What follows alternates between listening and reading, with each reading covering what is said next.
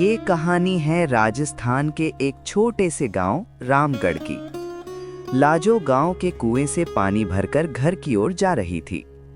रास्ते में उसे दूर से एक बुजुर्ग आते दिखे। जब वे पास आए तो उन्होंने कहा, बेटी, मुझे थोड़ा सा पानी पिला दो। लाजो ने कहा, हाँ हाँ बाबा, क्यों नहीं, ये लीजिए पानी पीजिए। ये कहकर उसने पानी का घड़ा हाथ में लेकर उन्हें पानी पिला दिया। पानी पीकर बुजुर्ग ने उसका धन्यवाद दिया और आगे चल दिए। कुछ देर बाद लाजो घर पहुंची तो देखा वे बुजुर्ग और उसके पिता खाट पर बैठे थे। रामधन जी, जो कि लाजो के पिता थे, रत्नलाल उनके ही पुराने दोस्त थे, जो कि दूसरे गांव में रहते थे। कई साल बाद ये रामधन से मिलने आए थे।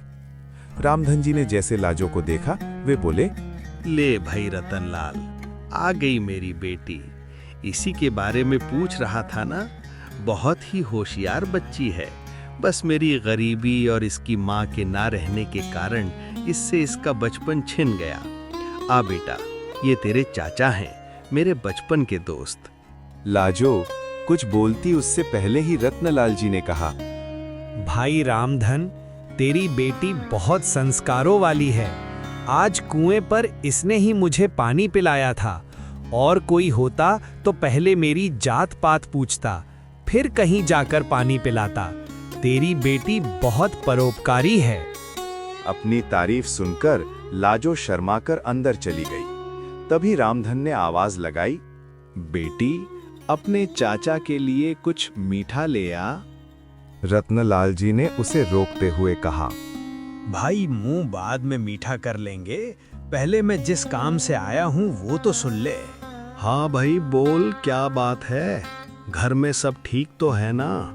रामधन की बात सुनकर रत्नलाल ने गंभीर होते हुए कहा, भाई, मैं अपने बड़े बेटे के लिए तेरी बेटी का हाथ मांगना चाहता हूँ। अब इस दोस्ती को रिश्तेदारी में बदल देते हैं। ये सुनकर रामधन बहुत खुश हुआ। उसने कहा, बात तो तेरी ठीक है। अगर तेरा बेटा है तो मैं तैयार हूँ। लेकिन भाई, मेरी हैसियत तो तू जानता ही है। जहाँ तक मुझे पता है, तेरा तो शहर में बहुत बड़ा कारोबार है। कहाँ मैं, कहाँ तू। रत्नलाल जी ने कहा, पैसा की तू चिंता मत कर। मेरे बेटे के लिए कई बड़े घरों से रिश्ते आए, लेकिन मैं एक ऐसे बच्चे को अपने घर की बहू बनाना चाहता था जिसमें संस्कार हो। वो मैंने तेरी बेटी के अंदर देख लिए। तू बस हाँ कर दे, बाकी सब कुछ मेरे पर छोड़ दे। रत्नलाल जी की बातें सुनकर रामधन ने तुरंत हाँ कर दी। ऐसा घर बैठे रिश्ता आए तो कोई भी मना नहीं कर सकता है। किवाड़ की ओट से लाजो ये सब सुन रही थी। रत्नलाल जी ने आगे कहना शुरू किया, हाँ, ये बात हुई ना खुशी की। अब जल्दी से मिठाई मंगा, अब मजा आएगा मुंह मीठा करने में।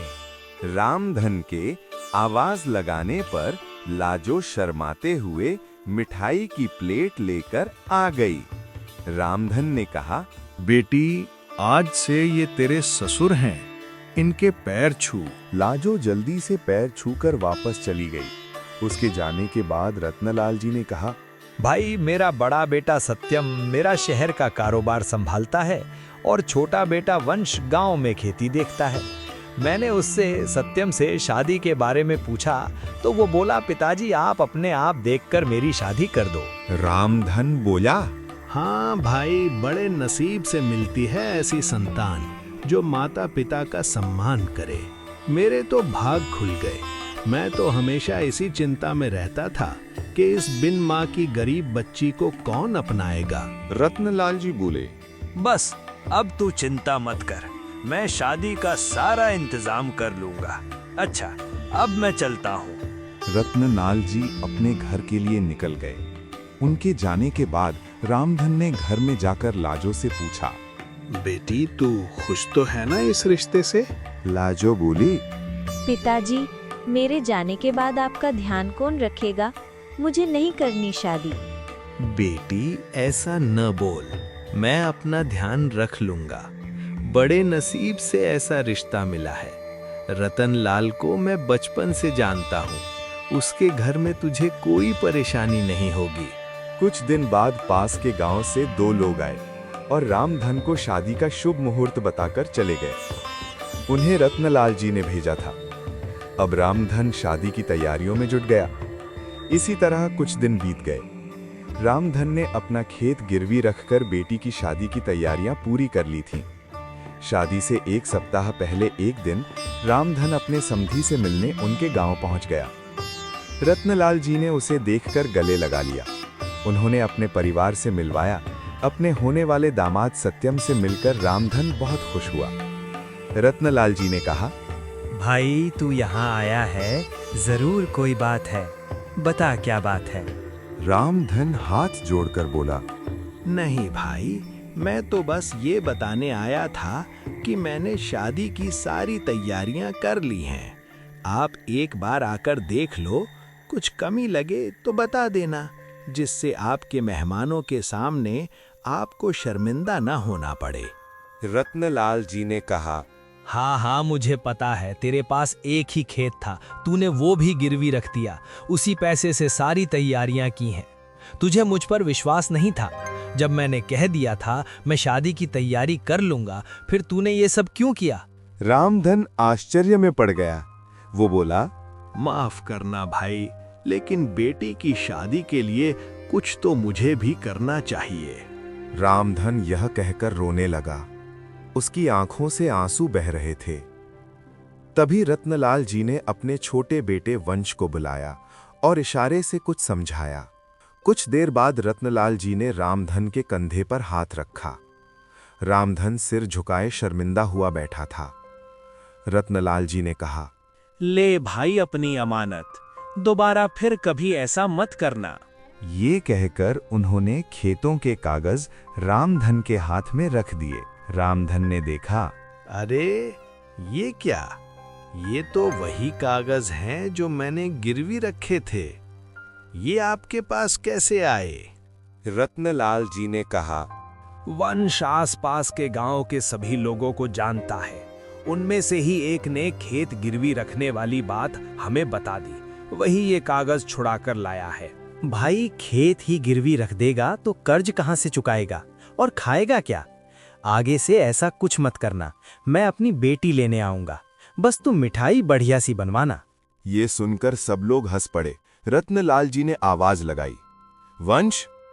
वंश ने 50,000 रुपए लाकर अपने पिता के हाथ में रख दिए। रत्नलाल जी ने कहा, ले भाई, शादी की तैयारियां कर और वंश इन्हें घर छोड़ा। और हाँ सुन भाई, कल हम 4-5 आदमियों को तेरे घर भेज देंगे, वो सारा काम संभाल लेंगे, बस तू चिंता मत करना। रामधन कुछ बोल नहीं पा रहा था। उसके मुंह से बस इतना ही निकला, मेरी बेटी के नसीब खुल गए। ये कहते ही वो खाट पर बैठे बैठे लुढ़क गया। इतनी खुशी बर्दाश्त नहीं कर पाया। उसने अपने प्राण त्याग दिए। रत्नलाल जी उसे संभालते, इससे पहले ही वो दुनिया छोड़ चुका था। रत्नलाल जी अपने दोस्त से लिपटकर रोते रहे। वे अपने दोस्त की अंतिम यात्रा लेकर उसके गांव पहुंचे। लाजो को जब ये पता लगा, वो रोते रोते बेहोश हो गई। रामधन का अंतिम संस्कार किया गया। रत्नलाल जी अपने परिवार के साथ वहीं रुक गए। 13वीं के 1 सप्ताह बाद उन्होंने सादा तरीके से सत्यम और लाजो की शादी एक मंदिर में करवा दी। लाजो के चमकते नसीब की खुशी में रामधन अपना जीवन जीना भूल गया था।